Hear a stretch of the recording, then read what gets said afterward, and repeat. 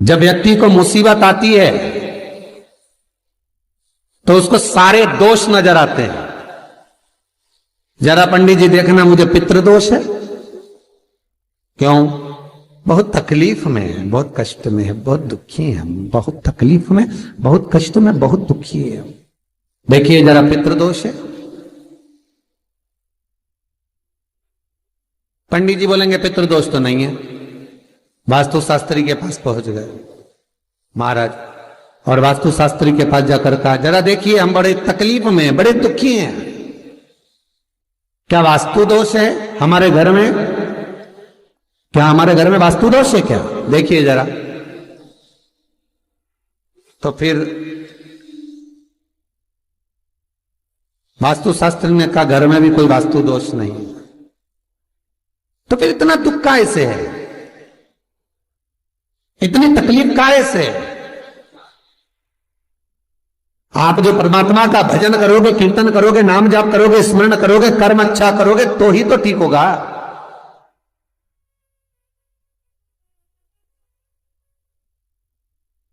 महाराज जरा देखो, हमारे घर में कोई दोष तो नहीं है वास्तु का? वास्तु दोष नहीं है। अब पितृ दोष नहीं है, वास्तु दोष नहीं है, फिर एक काम करो, हम बड़े तकलीफ में हैं, जरा हमारी जन्म पत्रिका देखो, जरा जन्म लग्न देखो, जन्म पत्रिका देखो, पत्रिका में तो दोष नहीं है। अरे भाई, जब व्यक्ति का मुसीबत का समय आता है, दुख का समय आता है, तकलीफ का समय आता है, तो वो पितृदोष देखता है, वो वास्तु दोष देखता है, वो पत्रिका में दोष देखता है कि कारण क्या है मुसीबत का। बस दिक्कत एक ही है कि वो अपने कर्म में दोष नहीं देखता कि मेरे ये पितृदोष, ये वास्तु दोष, ये सारे दोष तो बात के हैं, पर सबसे पहला दोष है कि जो कर्म करा है वो कैसा करा, उसके अनुसार मुसीबत आई है, उसके अनुसार हम दुख झेल रहे हैं। बार बार कहा जाता है, मत बुरे कर्म कर बंदे वरना पछताएगा,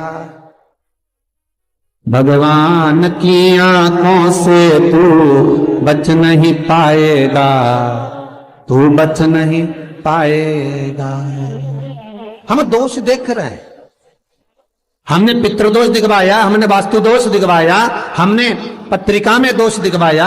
मेरा एक निवेदन करबद्ध है, जब आपके ऊपर मुसीबत जब आई है, दुख जब आया है, तो अपने पूर्व के किए हुए कर्म का भी दोष निकालो कि क्या कर आए।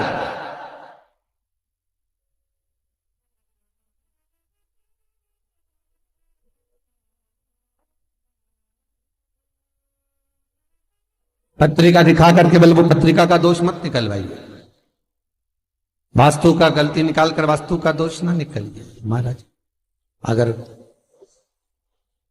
पितरों का भाव निकाल कर पितरों का दोष ना निकालिए, पर एक दोष अपने भीतर भी है, वो कर्म का दोष है। कुछ अच्छा करा होगा तो भगवान आपके जीवन में थोड़ा तो सुख लिख ही देगा, थोड़ा सुख तो लिखेगा। और यदि बेकार कर्म किया है तो कहीं ना कहीं दुख तो उसने लिखा है, कर्म का। मत बुरे कर्म कर बंदे वरना पछताएगा, भगवान की आंखों से तू बच नहीं पाएगा, तू बच नहीं पाएगा। अरे ओ अज्ञानी मत करना गानी। महाराज कर्म का दोष जरूर देखें, पितृदोष बाद में देखना, वास्तु दोष बाद में देखना, पत्रिका में दोष बाद में देखना, पहले अपने कर्म का दोष देखिए।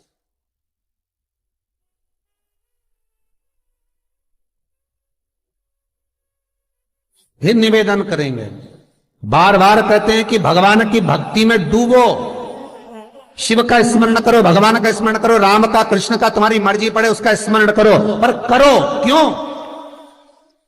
क्योंकि दुख, तकलीफ, कष्ट पत्रिका दिखाने से नहीं कटेगा, मकान के दरवाजे बदलने से, वॉशरूम बदलने से, पाइप बदलने से नहीं बदलेगा।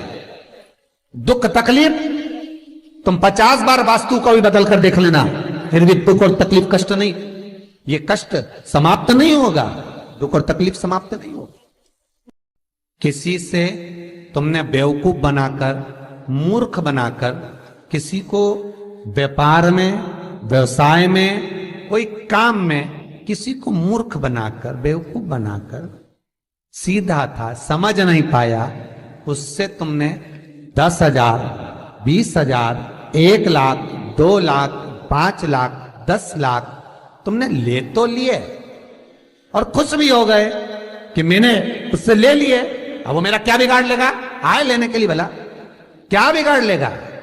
और वो आया, उसने कहा भैया तुमने मेरे पैसे ले रखे हैं, दे दो ना।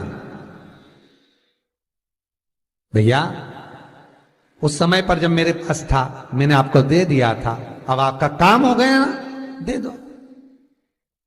अब आपके पास में पूंजी आ गई ना, दे दो।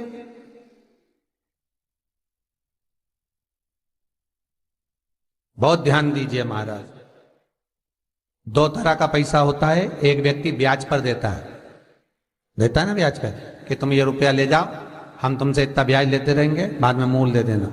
और एक व्यक्ति वो होता है जो अपनेपन से, प्रेम से, अपनी करुणाता से, अपनी पहचान से, अपने हृदय से, अपनी चित्तवृत्ति से, अपने दिल से जब प्रेम बढ़ जाता है, स्नेह बढ़ जाता है, तो कह देता ले जा 2 लाख, 4 लाख, 5 लाख, काम निकाल ले, बाद में दे देना। पर व्यक्ति इतना विचित्र हो जाता है कि जिससे ब्याज पे लिया है उसका तो पूरा ब्याज देता रहता है, और जिसका बेचारे का देना है उसका दे ही नहीं पाता। पर निवेदन है, जिसने तुम्हें मुसीबत में साथ दिया, तकलीफों में, कष्ट में तुम्हारे साथ दिया, सबसे पहले हाथ जोड़कर उसको निवेदन कर कर देना कि ये तेरा है भाई, ना जाने फिर जरूरत पड़ जाए तो तुझसे मिल तो जाएगा। जब एक बार दे दोगे तो वो दूसरी बार देने के लिए तैयार बैठा रहेगा। पर तुमने जब सोच लिया, विचार कर लिया कि मैं तो खा रहा हूं, निगल रहा हूं, तो फिर जब नियत में खोट आ गया तो फिर वो कुछ नहीं करेगा। जिसका तुमने पैसा खाया वो कुछ नहीं करेगा, अब तो वो करेगा जिसने इसके माध्यम से तुझे दिलाया, उसको कुछ नहीं करना। जब कष्ट पे कष्ट आया, दुख पर दुख आया, तकलीफ पर तकलीफ आई, सारी पत्रिका दिखा ली, पितृदोष की पूजन करा ली, वास्तु बदलवा लिया, सारे काम कर लिए, तो भी दुख नहीं मिटा। तब गुरु के पास गए, पर गुरु भी क्या बोलेगा? यही बोलेगा कि और थोड़ा सा देख लो। पर कष्ट मिटेगा कब? जब कर्म का दोष मिटेगा। जो करा है उस दोष को भी तो मिटाओ।